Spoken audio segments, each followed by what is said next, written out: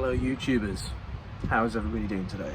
I would like to apologise first off for my inactivity on my platform that I have here on YouTube.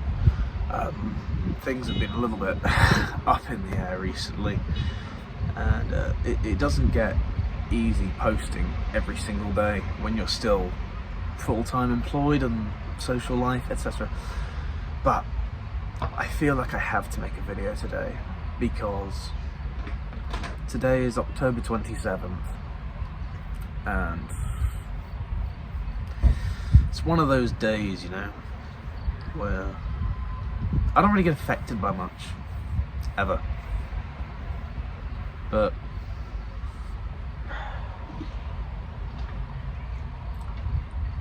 people come, they go. Your family, they don't do that. They're just there. And then one day they're not. That's sometimes a difficult one to accept. And I've been very good about it, you know. I've not. It's not bothered me much because I tend to not show it. That's why. I try my best not to, at least. And yeah, this was his channel, and I decided to continue it out of respect for him, out of monetization for my mum so that she doesn't have to work, all that. And you know, I haven't been posting, so I apologise for that. But let's have a little update on everything that I've been up to in life as of recently, shall we? I'm no longer in a relationship. Things kind of fizzled out between me and Martha, hence why any of you that go to my page, you won't see any videos of her anymore because I got rid of them all. Nothing crazy happened between us, we just kind of drifted apart. I said to her, I don't want to be doing this anymore. I don't want to argue, I don't want any of this hassle. She was a bit upset at first, obviously. And a couple of weeks later, you know, things died down, that understandings came to. And that's that, you know. Very, very simple relationship. And I've said to this day, like, I will never blacken her name. She's been... She was wonderful, yeah. But, you know, on to the next. That's besides the point. I've also recently passed my A license, people. I've been riding motorcycles for the last 6 or 7 years. And ever since I first got into motorbikes, I wanted to get a Tenere 700. Now, I haven't gotten one yet. I'm still, I passed my test on Saturday. Today is Sunday. No, today's Monday. So either today or tomorrow I'll start going to dealerships and asking to test ride Africa Twins and Tenere 700s and toss up between the two which one's best. I really want the Tenere 700 Rally from 2025, but they're very tall and I'm not very tall. I'm 172 centimeters, and for those of you that work in the Imperial system, I believe that's 5'8". So I'm not a particularly tall person. What's it? Where was I going with that? Oh yes, Africa Twin's a bit lower, but then overall heavier, bigger, more expensive. And I want to go off-road and stuff, so I don't know. It depends. Depends which one I like at the time. Along with me passing my A license, I made a new friend. His name's Aaron, which, for any of you that watched my birthday live, it was this random American guy that came up to my table and we started just chatting randomly. Me and him have become quite close, having him live in the marina. He is actually leaving on Wednesday because he lives in Malaysia. I know, an American guy that lives in Malaysia because he's sick of American politics, that's also sailing around the world and is currently here. I know, he's a good lad, great lad. What else has happened? There's been that. Not really a lot's happened. I mean, the other day I went over to watch the new Chainsaw Man film, which, for any of you that don't know, it's like an anime film. I'm not big into anime, and I got forced to watch the whole one season in, I think it was like 4 hours or something like that. It's not bad. And in fairness, the movie itself, I rate it. I think it's pretty nice. But yeah, I think what other things have I been up to while I've been gone? Because it's been quite some time that I haven't made a video. Obviously I did the brakes, rotors and pads on my car, serviced my bike, that's all good. Oh yes, something I received only about 2 days ago. A very, very generous and kind person did actually buy me a watch. This here is a Pagoda that came from none other than Trevor Colt himself. It's a Swiss automatic.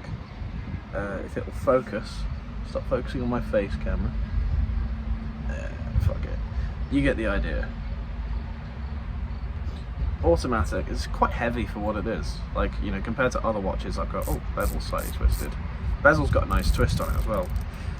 I believe that this brand was designed in Hereford, which I didn't actually know where that was until I googled it and went, I know exactly where. It's where they do all the training for like the Marines and shit in the UK.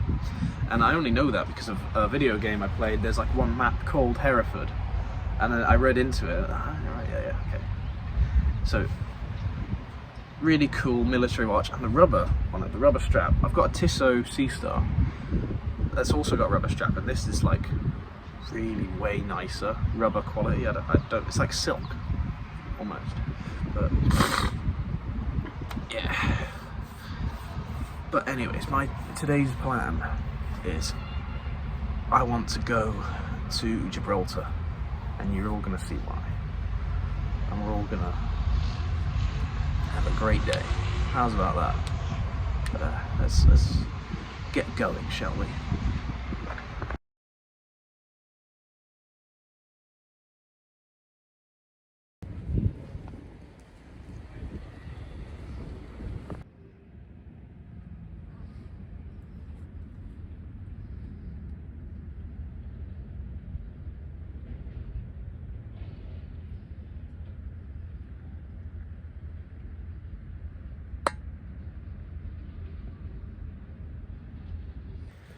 You know, I still think it's beyond ideal, the location of my father's grave, because any of you that know,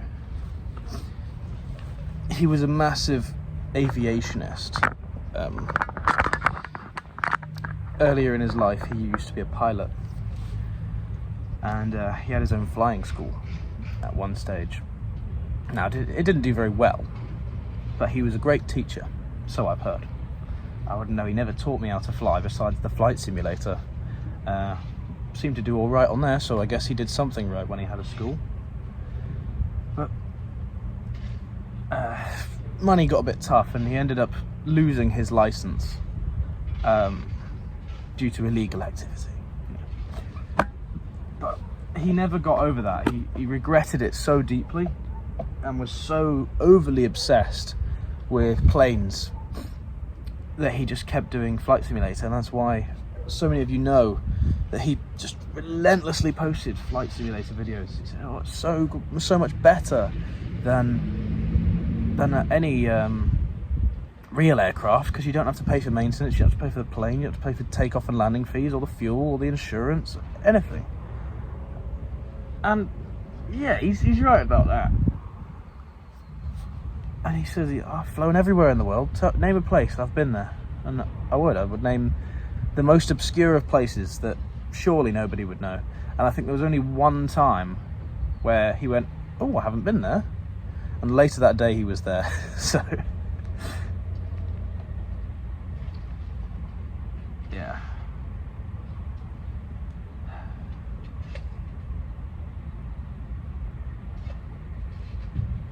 It is tough.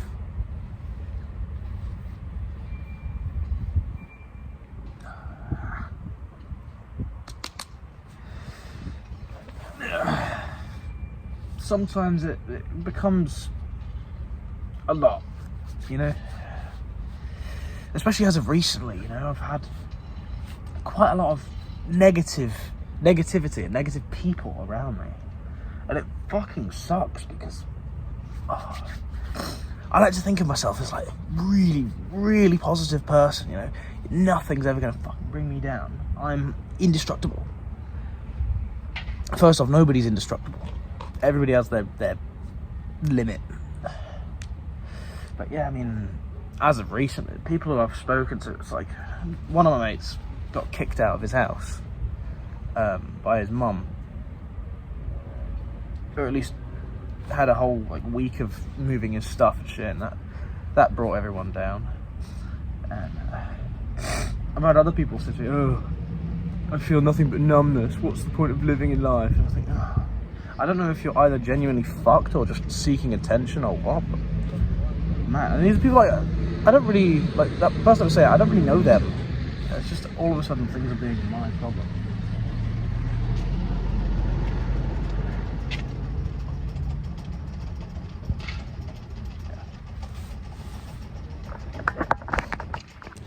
Sorry about that, there was some fucking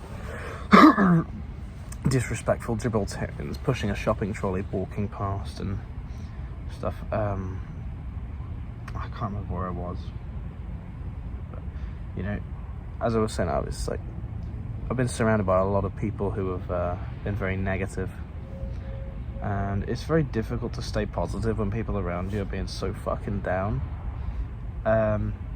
Generally speaking, it doesn't get to me, it doesn't affect me. I'm fine. But, you know, there does come a point where you're like, fuck's sake, man, just like have an ounce of optimism in you. Have a fucking shed of happiness. I don't fucking know. Just try and stay on the bright side of life. Do you think that every time a minor inconvenience happens to me, I'm like just crying about it and going down into the fucking trenches to crawl into a ball and fucking die? No.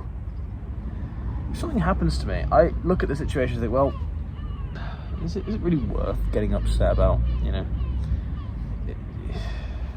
Because if not, and also, what is crying going to do about it? You know, what is sitting, feeling sorry for yourself going to do about it? Nothing.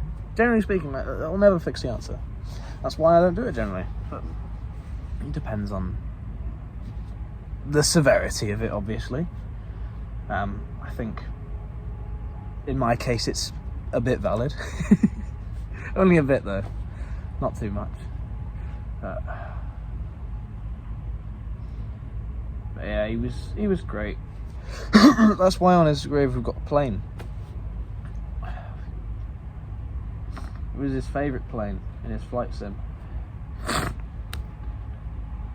And at the bottom we've got dolphins, because obviously a lot of you know he was the captain of the dolphin boat, Dolphin Safari, for many, many years. And that's why that's there. It's the two aspects of his life that he most enjoyed. We wanted to put guns in there, but apparently that one wasn't allowed. So, yeah. That's life. And I like what someone's done here.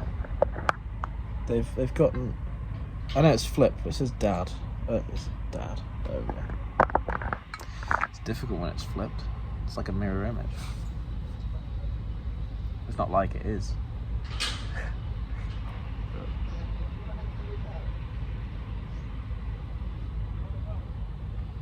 There's also a cruise liner. It comes in and out of Jib every few months, and it's a very distinct cruise liner. It's not just like, oh, cruise liner. When it either departs or arrives, it has this horn that plays a tune, and you know, there's not many ships out there that when you blast the horn it plays a tune. So this one in particular, every time I hear it, it just reminds me and makes me think about all the years that I spent out at sea with my dad on the dolphin boat, and we'd see the cruise liner coming in and out, and we'd see it doing the horn blast. It does bring back memories, and the day that he even got buried here, as soon as they'd sealed it up, it did that tune.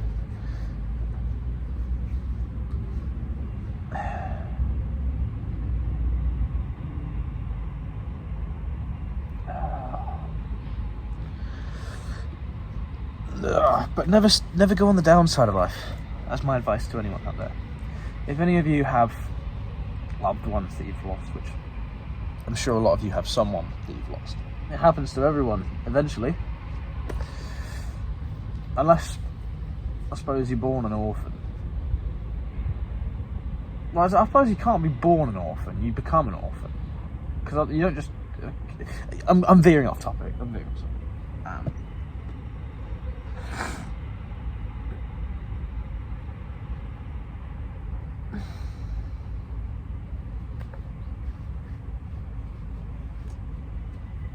Must have been tough for him. Ew. I need to stop fucking being a little bitch, honestly. But yeah, it must have been really tough for him. He was 63 when it happened.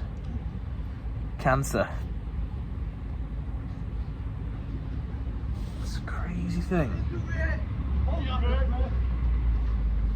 And here we are next to an RAF base, so you've got the RAF doing their jogging run in the morning.